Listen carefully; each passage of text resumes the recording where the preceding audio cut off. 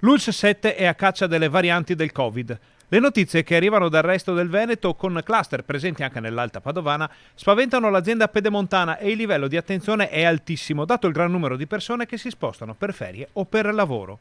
Lo screening odierno non ha però evidenziato la presenza delle varianti nel territorio di competenza. Anzi, nel frattempo arriva un'altra buona notizia per la pedemontana.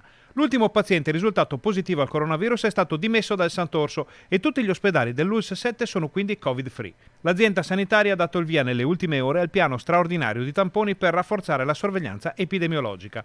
L'ULSS ha come obiettivo una media di 2000 tamponi al giorno con un incremento di circa 500 unità rispetto all'ultimo periodo.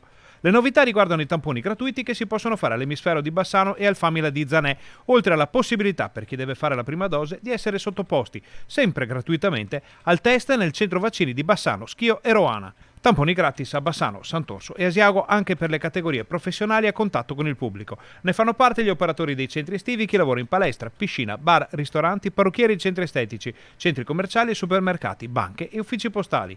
Tramite Confindustria, l'ULSS Pedemontana sta anche contattando le grandi aziende del territorio per definire un calendario di sessioni di screening.